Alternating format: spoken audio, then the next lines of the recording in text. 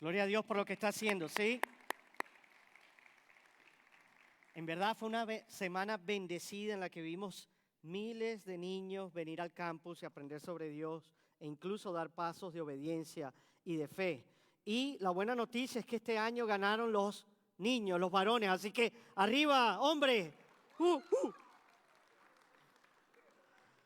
Ya llevábamos como que una mala racha y siempre perdíamos, este año ganamos, amén. Bueno, gracias por estar aquí el día de hoy. Para los que nos visitan, mi nombre es Ernesto y soy el pastor de aquí de Español. Y para nosotros es realmente un honor y un privilegio que estés hoy aquí con nosotros. Y si es tu primera vez con nosotros, queremos invitarte a que conectes con nosotros. No queremos que andes acá en este campus tan grande por tu cuenta solo. Solo tienes que enviar la palabra conectar. Conectar al 239-239 y con gusto nos estaremos poniendo en contacto contigo. Y si estás aquí y tienes niños pequeños y en algún momento se sienten un poquito irritados o aburridos del pastor, con toda libertad puedes pararte, caminar un rato con ellos afuera y luego regresar cuando estén calmados. Amén. Bien, hoy vamos a continuar en nuestra nueva serie en la epístola de Juan. Quiero invitarlos a ponernos de pie y que tomen su copia de la palabra de Dios, si la tienen, y vayamos a Primera de Juan, capítulo 2. Primera de Juan, capítulo 2. Y si no tienes tu copia de la palabra de Dios, estaremos poniendo los versículos en pantalla. El día de hoy vamos a estar en Primera de Juan, capítulo 2, versículos 1 al 14. Para los que ya me conocen, más o menos me gasto 10 minutos por versículo, así que ya saben que vamos a estar aquí como 1 hora y 40. No me vean con esa cara, estoy bromeando. Bien, así dice la palabra del Señor. Juan capítulo 2, Primera de Juan capítulo 2, versículo 1. Hijitos míos, les escribo estas cosas para que no pequen. Y si alguien peca, tenemos abogado para con el Padre, a Jesucristo el justo. Él mismo es la propiciación por nuestros pecados, y no solo por los nuestros, sino también por los del mundo entero. Y en esto sabemos que lo hemos llegado a conocer, si guardamos sus mandamientos. El que dice, yo lo he llegado a conocer y no guarda sus mandamientos, es un mentiroso y la verdad no está en él. Pero el que guarda su palabra, en él verdaderamente se ha perfeccionado el amor de Dios. En esto sabemos que estamos en él. El que dice que permanece en él debe andar como él anduvo. Versículo 7. Amados, no les escribo un mandamiento nuevo, sino un mandamiento antiguo que han tenido desde el principio. El mandamiento antiguo es la palabra que han oído. Por otra parte, les escribo un mandamiento nuevo, el cual es verdadero en él y en ustedes, porque las tinieblas van pasando y la luz verdadera ya está alumbrando. El que dice que está en la luz y aborrece a su hermano, está aún en tinieblas. El que ama a su hermano permanece en la luz y no hay causa de tropiezo en él. Pero el que aborrece a su hermano está en tinieblas y anda en tinieblas y no sabe a dónde va, porque las tinieblas han cegado sus ojos. Les escribo a ustedes, hijos, porque sus pecados les han sido perdonados por el nombre de Cristo. Les escribo a ustedes, padres, porque conocen a aquel que ha sido desde el principio. Les escribo a ustedes, jóvenes, porque han vencido al maligno. Les he escrito a ustedes, niños, porque conocen al Padre. Les he escrito a ustedes, padres, porque conocen a aquel que ha sido desde el principio. Les he escrito a ustedes, jóvenes, porque son fuertes y la palabra de Dios permanece en ustedes y han vencido al maligno. Amén. Pueden tomar asiento.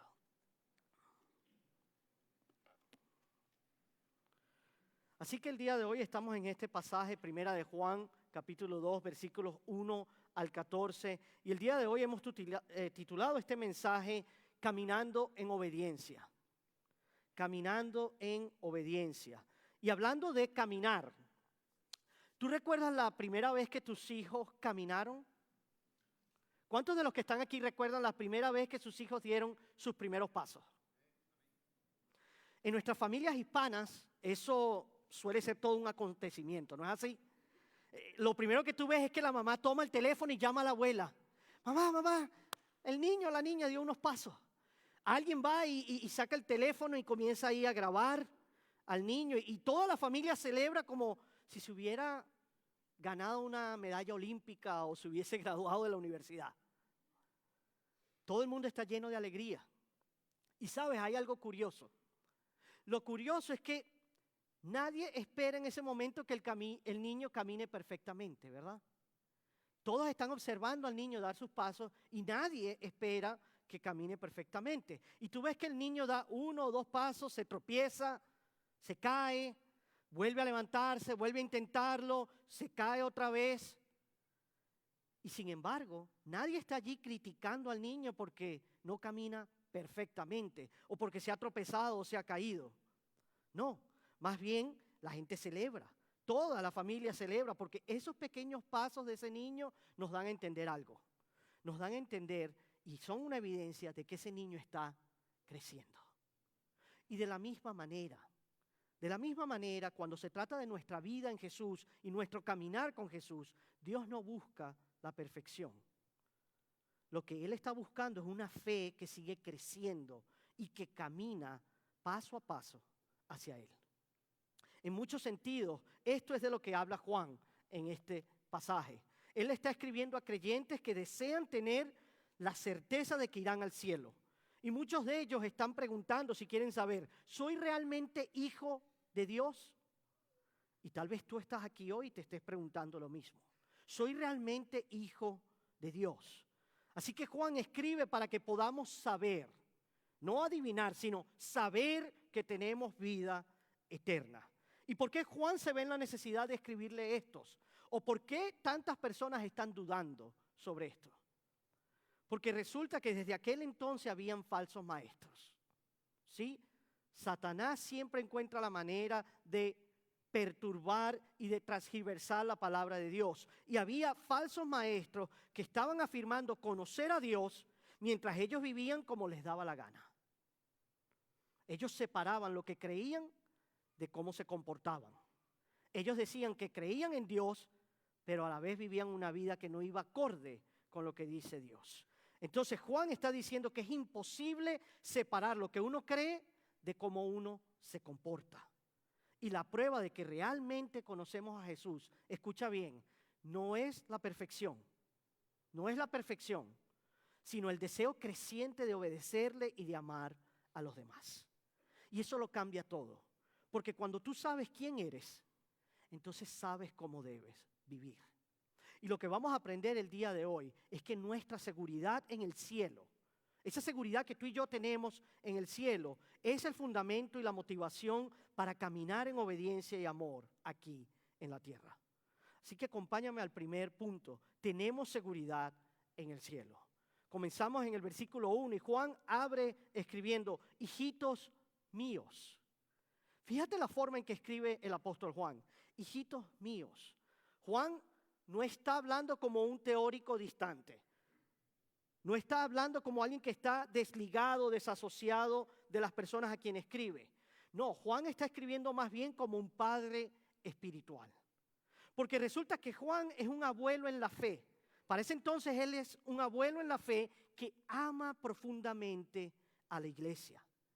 Y lo que hace, hermanos, una iglesia multigeneracional que funcione es precisamente eso. Es que las personas mayores inviertan en la siguiente generación. Que inviertan en la siguiente generación para que así nos aseguremos nosotros de que ellos conozcan a Jesús y que permanezcan en su palabra. Y a los jóvenes que están acá, si hay adultos mayores que están queriendo invertir en ti, entonces permite que ellos inviertan en ti. Porque eso te va a ayudar a caminar con Jesús y te va a ayudar a permanecer en su palabra. Y eso es lo que Juan le está diciendo a los creyentes. Juan les está diciendo, yo los amo demasiado como para no decirles la verdad.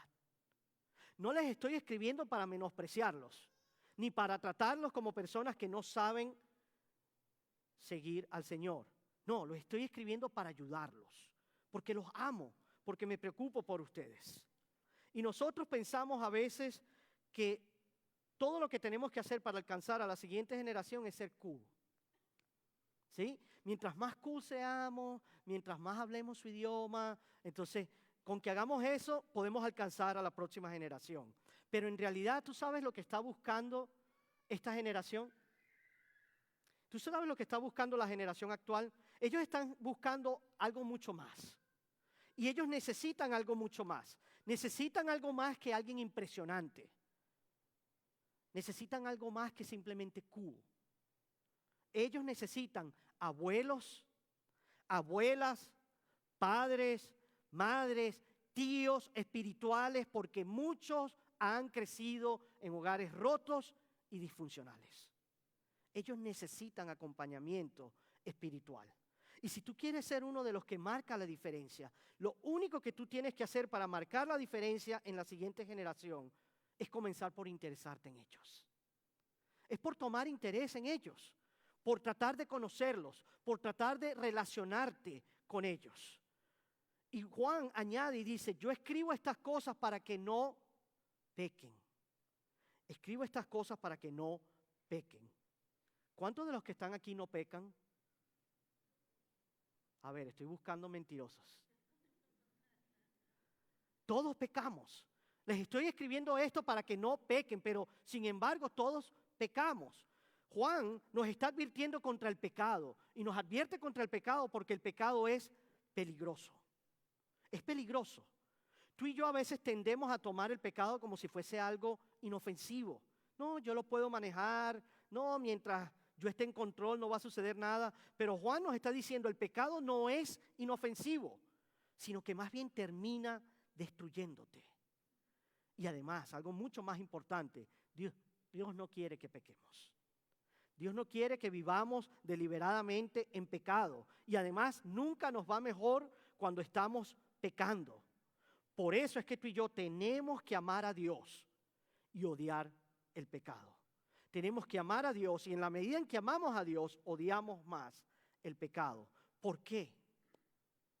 Porque el pecado es un veneno tóxico y mortal. Es un veneno tóxico y mortal. Ninguno de nosotros tomaría voluntariamente veneno para rata y se lo tomaría. Y de misma manera tenemos que ver al pecado. Tiene el mismo efecto, es un veneno tóxico y mortal. Y por eso Juan es muy claro. No debemos jugar con el pecado. No debemos entretener al pecado. Porque el pecado es engañoso. Es engañoso. Puede emocionarnos por un momento, pero luego termina destruyéndonos. Es como si tú te pararas allí en un charco de gasolina y comenzaras a jugar con bambinas de fuego. Al principio tal vez te parezca divertido y hasta te rías, pero el resultado siempre va a ser devastador. Juan nos dice, para darnos tranquilidad, porque sabe que vamos a pecar, en el versículo 1, parte 2, nos dice, y si alguien peca, y este sí es más bien cuando, y cuando alguien peca, ¿tenemos a quién? A un abogado. Tenemos abogado para con el Padre. ¿A quién tenemos? A Jesucristo. Jesucristo el justo. Y yo no sé si tú entiendes esa parte, pero esa es una de las verdades más gloriosas del Evangelio. Jesucristo el justo es tu abogado. Y la palabra que utiliza Juan aquí para abogado proviene del griego parakletos. ¿Y qué significa parakletos? Eso significa ayudador. Tienes a un ayudador, consolador, consejero, defensor, amigo. Es alguien que está de tu lado, siempre a tu lado. Es alguien que te representa, es alguien que te defiende. Y Jesús utiliza esta misma palabra para describir al Espíritu Santo. Cuando dice que el Espíritu Santo es el consolador que los llevará y los guiará a toda verdad. Así que te das cuenta, tú y yo como creyentes nunca estamos solos. Nunca estamos solos porque tenemos a un ayudador dentro de nosotros, al Espíritu Santo, y tenemos a un abogado en el cielo, Jesucristo el justo. Y esas son buenas noticias para ti y para mí. Un abogado es un defensor contratado. Un abogado es un defensor contratado. Es alguien con quien tú tienes una relación oficial. Es un representante legal que actúa en tu nombre. Entonces, lo que él consigue es como si tú mismo lo hubieses logrado. Y lo que él pierde es como si tú mismo lo hubieses perdido. Significa que has entrado en una relación. Has entrado en una relación con esa persona. Por lo tanto, esa persona te representa. Y lo que esa persona haga se va a terminar transfiriendo a ti.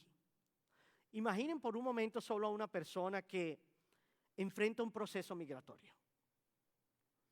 Hay formularios, hay entrevistas, hay documentos y leyes que apenas puede entender. Sabe además que lo que está en juego es algo muy, muy importante. Es su vida, es su futuro, es el futuro de su familia. Por eso esa persona busca un abogado de inmigración. Porque este abogado conoce la ley, conoce el sistema. Y no solo eso, sino que puede representarlo y defenderlo durante todo el proceso. Entonces, cuando llega el día de la audiencia, esa persona no se presenta por sí sola. No, tiene a alguien allí a su lado que habla a su favor y que defiende su caso. Y eso es lo que nos está diciendo Juan acerca de Jesús. Eso es lo que nos dice acerca de Jesús. Cuando tú y yo pecamos, no comparecemos solos ante Dios. No, tenemos un abogado, un representante que nos representa perfectamente ante el Padre. Y aún así intercede por nosotros. A pesar de que somos culpables, Jesús aún así intercede por nosotros. Entonces surge una pregunta. ¿Por qué haría eso Jesús? ¿Por qué Jesús, como nuestro abogado, sabiendo que somos culpables, se presentaría delante del Padre e intercedería por nosotros? ¿Por qué defendernos si sabe que somos culpables? La única razón es porque su defensa no se basa en tu inocencia. Su defensa no se basa en tu inocencia ni en mi inocencia. Su defensa se basa en su sacrificio, en lo que Él hizo por nosotros. Por eso Juan continúa en el versículo 2 y nos dice, Él mismo es la propiciación. Y allí tenemos una palabra teológica de estas grandes, propiciación. ¿Y qué es la propiciación? Para ponerlos en términos fáciles, la propiciación no es más que el pago que satisface. Es el pago que satisface algo. Es una palabra que significa apaciguar o desviar la ira divina. Eso quiere decir que Jesús murió en la cruz para satisfacer la ira de Dios. Jesús lo pagó todo. Él lo pagó todo. Él pagó nuestra deuda por completo. Y es por eso que Jesús puede ser nuestro abogado. Porque Él no te está defendiendo a ti y a mí como personas inocentes, sino como personas culpables cuyas deudas ya han sido pagadas en la cruz. Y esto es algo que tenemos que tener presente siempre, iglesia. Hay dos aspectos de la obra de Cristo por nosotros. Hay dos aspectos de su obra. Y es lo que los teólogos llaman la doctrina de la doble imputación.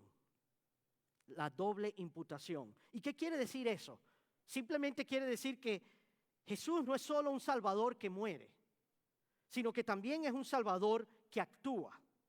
La doble imputación nos dice que Jesús nos representó en la cruz, pero también nos representa en el cielo.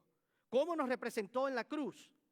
Bueno, nuestros pecados fueron transferidos a Él y Él pagó por todos ellos. ¿Y cómo nos representa en el cielo? Su justicia es transferida a nosotros. Y esa es la mitad que tú y yo generalmente olvidamos de la obra de Jesús. No solo tomó nuestros pecados a la cruz, sino que sigue representándonos y defendiéndonos en el cielo. Imagina por un momento la escena en el cielo. Imagínate solo un momento la escena en el cielo. Cuando Jesús se presenta ante el Padre, Él no dice lo siguiente, y solo reemplaza mi nombre con el tuyo. Cuando Jesús se presenta ante el Padre, Él no dice, Padre, dale otra oportunidad a Ernesto. Dale otra oportunidad a Juan. Dale otra oportunidad a Pedro. Dale otra oportunidad a Erika. Dale otra oportunidad. Él no lo hizo a propósito. No, en el fondo él es buena persona. Él solo es una víctima de sus circunstancias. Por favor, te ruego, Padre, ten compasión de él. No. Jesús se presenta como un abogado. Jesús dice, Padre, perdona a Ernesto porque yo viví la vida perfecta que él nunca pudo vivir. Mi historial es su historial. mi justicia es su justicia. Yo pagué el precio de sus pecados. No hay deudas, no hay manchas en sus pendientes porque yo lo pagué todo y ahora Él está libre.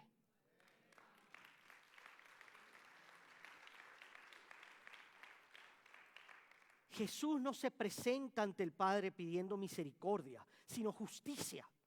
Él se presenta como tu abogado defensor y pide justicia, porque sería injusto castigarte por esos pecados que Jesús ya ha pagado por completo. Así que, hermanos, la gracia no solo nos salva, sino que también nos sostiene. La misma gracia que nos salva nos sostiene. Y tú y yo a veces vivimos como si Jesús prácticamente nos hubiese abierto la puerta de la salvación y ahora depende de ti y mí mantenernos allí dentro. Como si Cristo nos hubiera puesto en el equipo y ahora tenemos que esforzarnos para que no nos boten del equipo. Pero el evangelio no funciona así. No funciona así. Si tú estás en Jesús, Dios te ve a través de la justicia perfecta de su Hijo. Dios te ve a través de Jesús. ¿Y sabes qué significa eso para ti?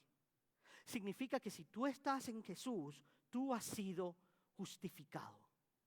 Justificado. ¿Qué significa eso?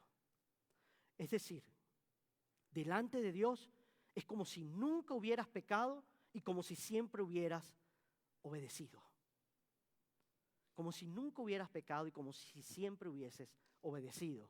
Y ahora, eso no significa que no pequemos. Lo que significa es que nuestra aceptación ante Dios no depende de nuestro desempeño, sino que depende de la perfección de Cristo.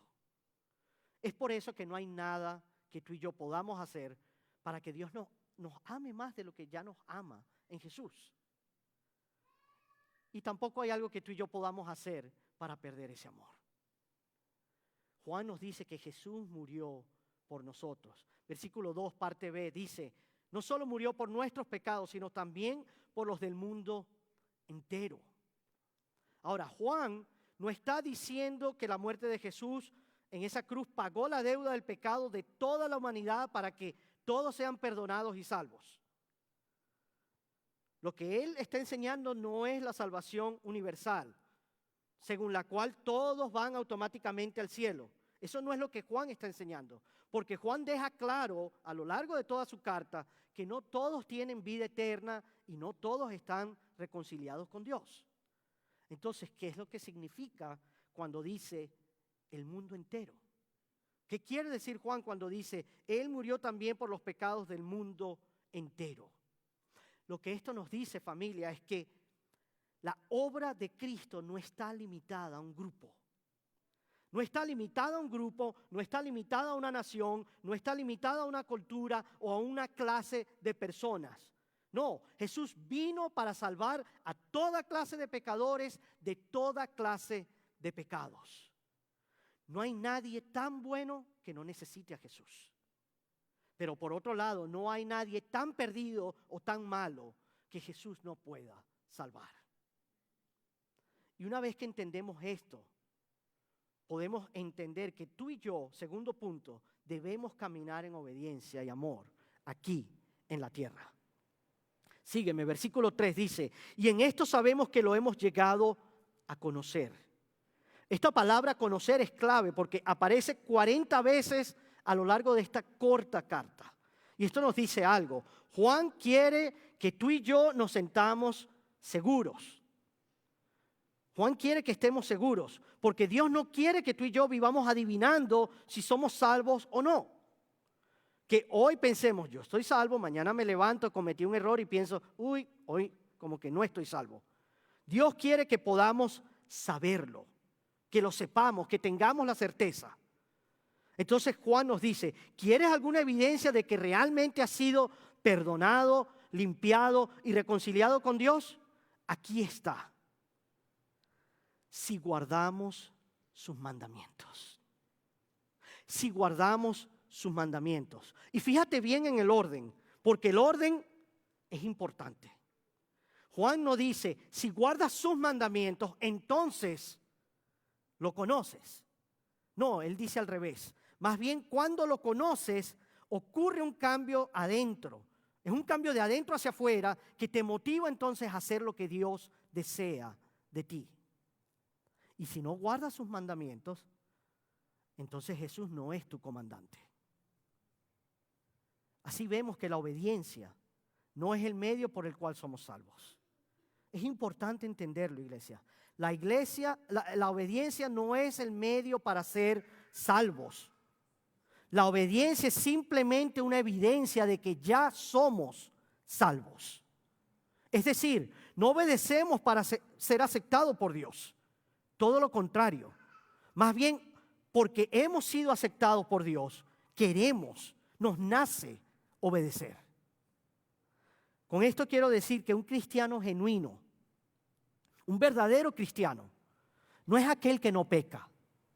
Si tú estás esperando que un verdadero cristiano sea perfecto y no peque, te vas a desilusionar. Comenzando por mí. Un cristiano genuino no es aquel que no peca, sino aquel que en lo más profundo de su ser no desea pecar. En lo más profundo de su ser no desea pecar. Entonces, ¿qué sucede cuando peca? Cuando peca, se aflige, se arrepiente, porque no quiere perder la comunión con Dios. Esa es la señal del genuino cristiano. Y tú y yo tenemos que ser cuidadosos con esto porque hay dos extremos que tú y yo debemos evitar. El primero es el legalismo. El primero es el legalismo. Y el legalismo es esa idea de que tú y yo somos salvos por lo que hacemos y que tú y yo debemos esforzarnos para mantener nuestra salvación. Pero por otro lado hay un segundo extremo que es igual de peligroso. El segundo es el cristianismo carnal o la gracia barata.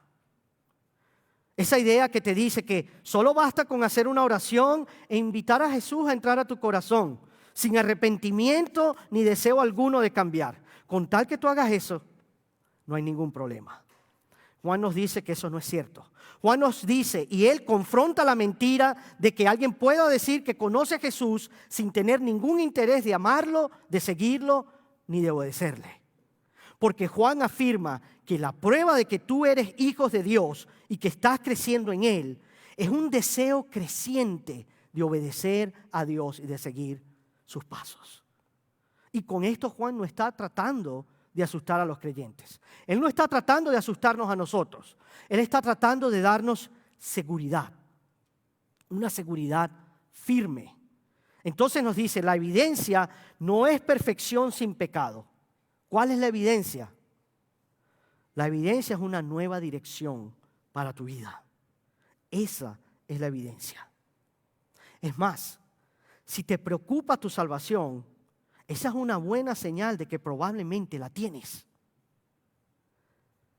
Pero si tú eres de aquellos que da por sentada su salvación o que no te importa para nada, probablemente debas preguntarte a ti mismo si la tienes. Esto es lo que debemos entender, iglesia. La obediencia no compra el amor de Dios. La evidencia no compra el amor de Dios, sino que más bien es una evidencia de que su amor nos está transformando. Es evidencia de que estamos siendo transformados. Y cuando su amor te está transformando, entonces todo cambia. Es más, tu gusto cambia. No sé si te ha sucedido, pero ¿alguna vez has tomado café con leche después de haberte cepillado la boca o de haberte enjuagado con Listerine? A mí una vez se me ocurrió hacerlo. Déjame decirte, no es nada agradable. No es nada agradable. El sabor no es el mismo. No es el mismo. El café cubano que es tan delicioso, no sabe tan bien cuando lo tomas después de haberte cepillado los dientes. Y en esencia el café realmente no cambió. El café no cambió. El café sigue siendo el mismo café de siempre. ¿Qué fue lo que cambió? Lo que cambió fue mi sentido del gusto. ¿Por qué? Porque ese enjuague bucal altera temporalmente tus papilas gustativas. Entonces, todo eso que sabía tan rico, todo eso que sabía tan dulce, ahora ya no sabe tan dulce. Y todo eso que sabe amargo, ahora sabe aún más amargo. Con esto quiero decir, cuanto más obedeces a Jesús, menos dulce te sabe el pecado y más amargo se vuelve el pecado. Cuanto más obedeces a Jesús, menos dulce es el pecado y cada vez se vuelve más amargo. No porque el pecado ha cambiado. El pecado sigue siendo tan engañoso y tan destructivo como siempre. Pero lo que ha cambiado es tu corazón. Lo que ha cambiado es tu corazón, porque el Espíritu Santo está transformando todos tus deseos y también está transformando tu paladar espiritual. Y Juan nos dice, versículo 4, el que diga que ha llegado a conocer a Dios y no guarda sus mandamientos, es un mentiroso y la verdad no está en él. Estas son palabras duras, iglesia. El que diga, yo lo he llegado a conocer y no guarda sus mandamientos, es un mentiroso. Pero Juan no está hablando aquí de alguien que está en pecado y que se arrepiente y que pone su fe en Jesús. Juan no está hablando aquí del cristiano genuino, que está intentando vivir la vida cristiana, que está luchando contra el pecado. Juan está hablando de otro tipo de persona. Juan está hablando de alguien que afirma conocer a Dios, pero que no lo muestra con su vida. Alguien que afirma conocer a Dios, pero cuya vida no muestra ningún deseo de seguirle ni de obedecerle. Jesús mismo nos dijo, si ustedes me aman, guardarán mis mandamientos. Entonces, ¿cuál es la señal? Si ustedes me aman, guardarán mis mandamientos. Y déjame decirte, es muy fácil decir que eres cristiano aquí en los Estados Unidos. Es muy fácil decir nosotros que somos cristianos aquí en Estados Unidos, especialmente en esta cultura que tú y yo vivimos. Pero la verdadera evidencia no está en lo que digamos con los labios, sino en cómo vivimos tú y yo nuestras vidas. La verdadera evidencia se ve en cómo vivimos nuestras vidas. Y hace algunos años, un estudio que encontró algo interesante. Este estudio encontró que millones de personas en Estados Unidos dicen que han hecho una oración de fe. Y no solo han hecho una oración de fe, sino que creen que irán al cielo. Aunque muchos de ellos rara vez asisten a una iglesia, nunca leen la Biblia y no muestran ninguna diferencia en su vida en comparación a alguien que no cree o no conoce a Cristo. Por eso Jesús nos dijo en Mateo 7:21, no todo el que me dice Señor, Señor, entrará en el reino de los cielos. ¿Sino quién? Sino el que hace la voluntad de mi Padre que está en los cielos. No todos los que hablan del cielo irán allí. Continúa Juan versículo 5 y nos dice, ¿quiénes sí irán allí? Pero el que guarda su palabra, en él verdaderamente se ha perfeccionado el amor de Dios. ¿Están viendo lo que hace el amor de Dios? Te va progresivamente perfeccionando, te va cambiando. Y con esto Juan no está diciendo que tenemos que ser perfectos para conocer a Dios. No, ya está establecido, somos pecadores, no somos perfectos. Pero esto es lo que debes entender. La obediencia no tiene que ser perfecta para ser real. La obediencia no tiene que ser perfecta para ser real.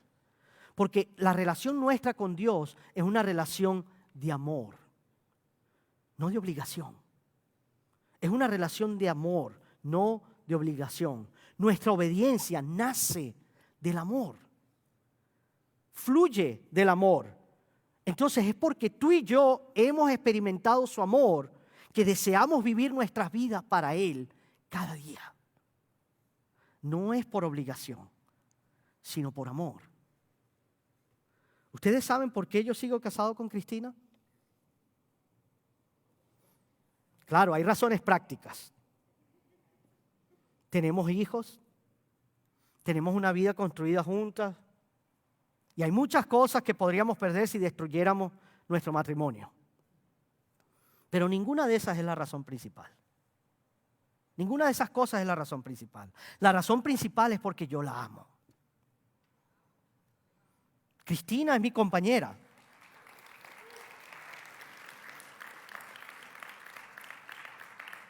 Ella es mi compañera, es mi mejor amiga, me conoce desde que tenemos 11 años. Ella me ama, me soporta en mis malos días, ha caminado conmigo en las muy buenas y en las malas, ha visto lo mejor de mí y ha visto lo peor de mí. Y aún así decide estar conmigo. ¿Quién te ama de esa manera? No estoy con ella porque alguien me obligue, no es por obligación. No estoy con ella porque tenga miedo de las consecuencias si nos separamos. Más allá de todas esas razones prácticas que compartí, estoy con ella porque la amo. Y de la misma manera, nuestra obediencia no fluye de una obligación, sino de un amor genuino hacia Dios. Por eso Juan nos dice, versículo 6, el que dice que permanece en Él, ¿cómo debe andar? Debe andar como Él anduvo. Debe andar como Él anduvo. Lo que Juan nos está diciendo prácticamente, y si lo trasladáramos al día de hoy, es las palabras se las lleva el viento. Las palabras se las lleva el viento. Si dices que amas a Dios y que eres hijos de Dios, entonces debes ser cada vez más como ¿quién? Como Jesús. Si lo conoces y tienes una relación con Él, entonces con el tiempo, no de la noche a la mañana como a veces esperamos, con el tiempo andarás de una manera diferente, andarás cada vez más y más como Jesús. Pero tal vez te preguntes, ¿cómo se logra esto? Sí, yo quiero, pastor, pero ¿cómo se logra? La respuesta de Juan es sencilla: permanecer en Él. Permanecer en Él. ¿Y sabes qué significa permanecer? Permanecer significa mantenerse cerca. Mantenerse cerca. Es decir, la única manera de cambiar tu forma de andar no es esforzándote, no es haciendo cada vez mejor, no es pensando que tú puedes superarte por ti mismo, no. Es más bien caminando más cerca. Caminando más cerca. ¿Pero de quién? Jesús nos dijo, Juan 15:5, yo soy la vid y ustedes son las ramas. El que permanece en mí y yo en él, ese da mucho fruto, porque separados de mí nada pueden hacer. Entonces, ¿cómo permaneces en él? Permaneces en él escuchando lo que él dice. Permaneces en Él meditando en su palabra. Permaneces en Él poniendo en práctica su palabra. Juan ahora toma la idea de la obediencia y la aplica de una manera muy, muy práctica.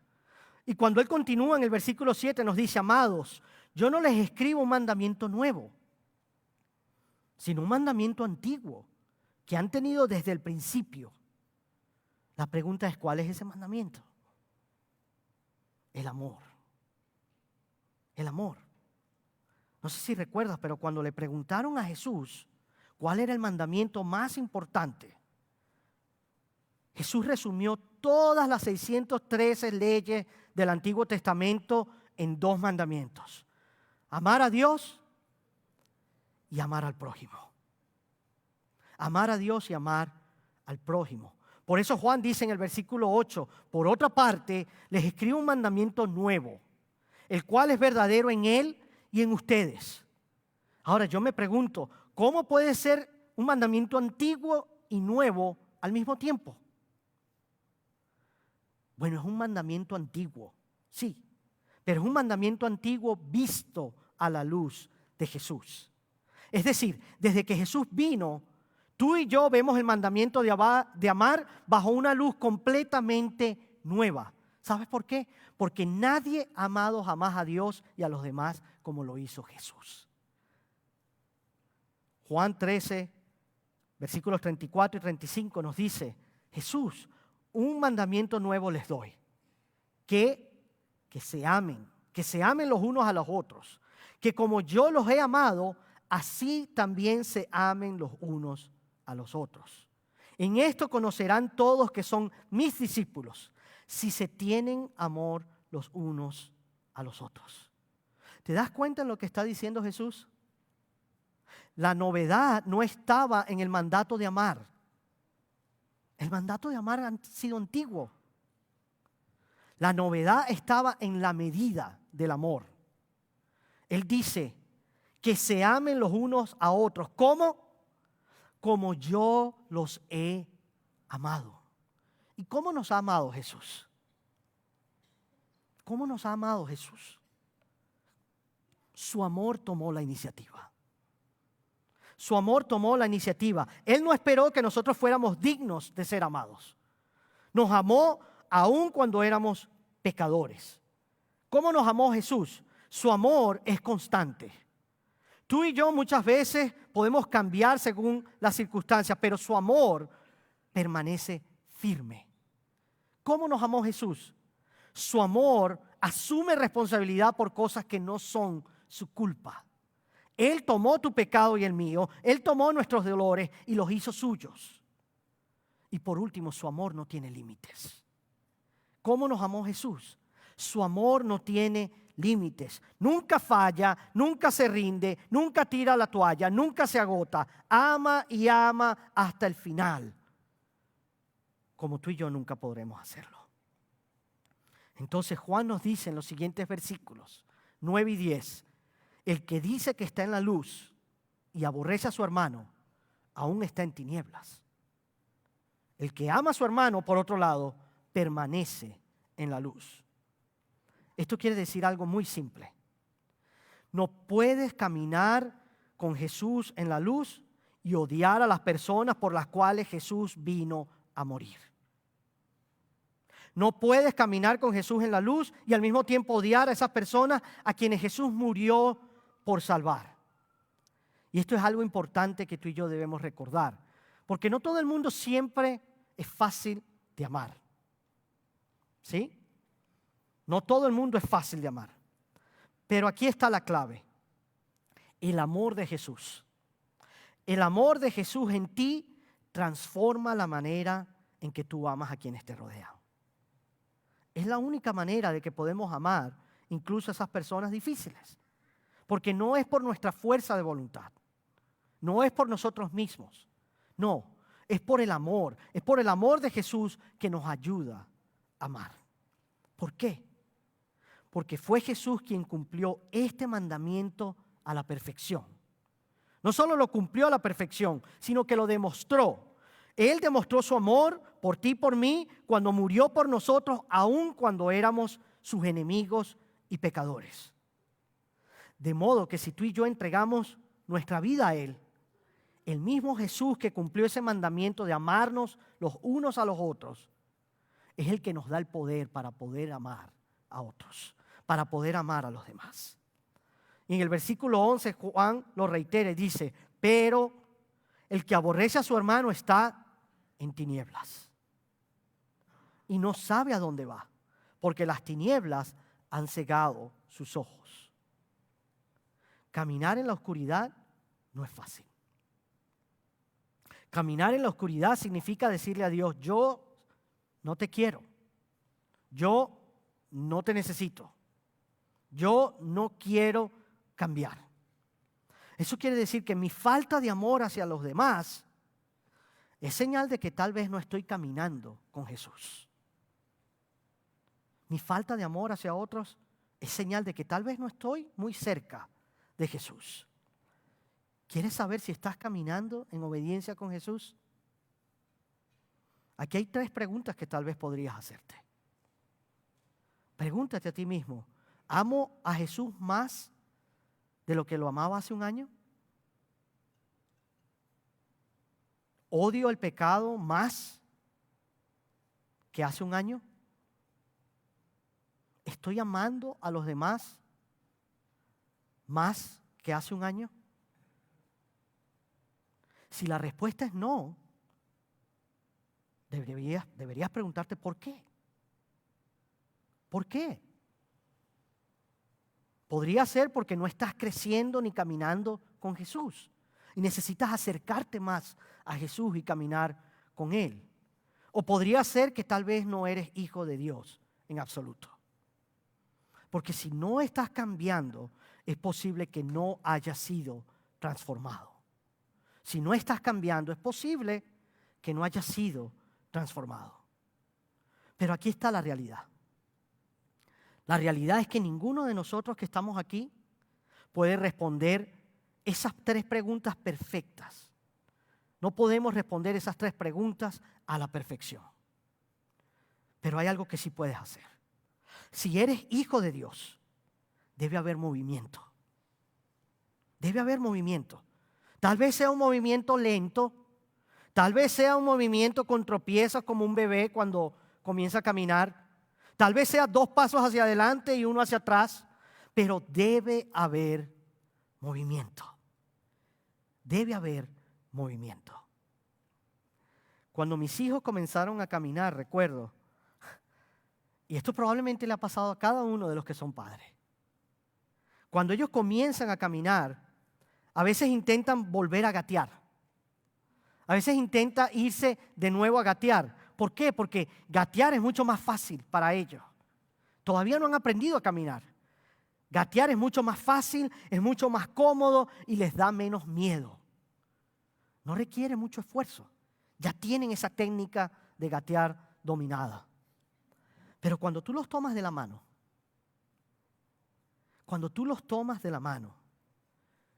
ellos sienten confianza. Ellos sonríen.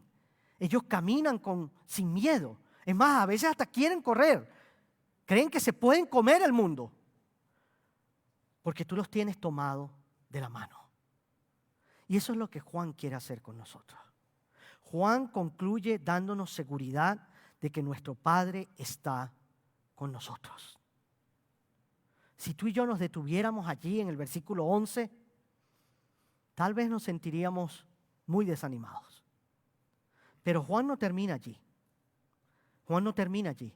Escucha bien los versículos 12 al 14.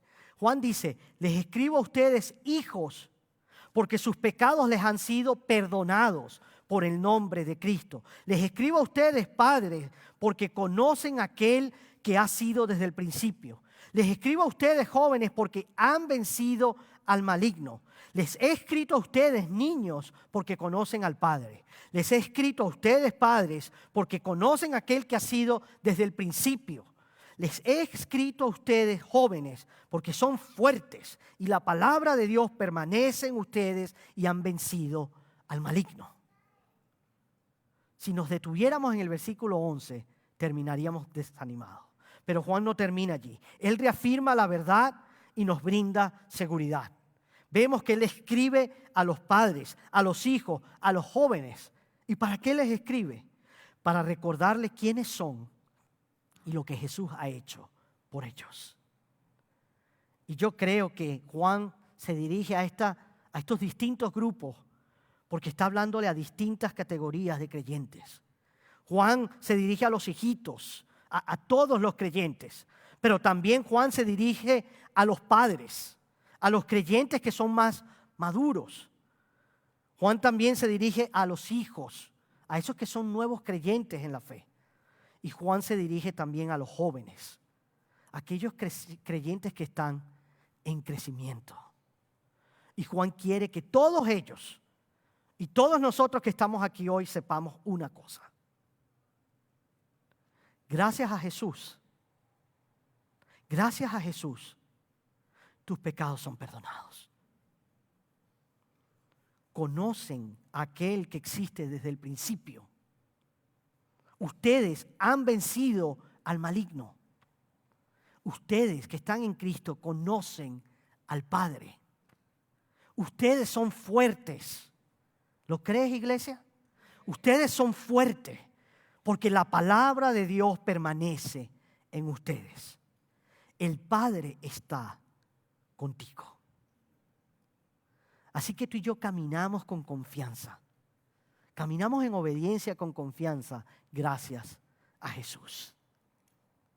Simplemente estamos recorriendo el camino que Él ya ha recorrido por nosotros. Lo único que tú y yo tenemos que hacer es seguir sus pasos. Lo único que debemos hacer es seguir sus pasos. ¿Y cómo lo hacemos? Lo hacemos tomados de la mano de nuestro Padre, que nos guía paso a paso hasta el día en que estemos con Él. Amén. Vamos a ponernos en este momento de pies.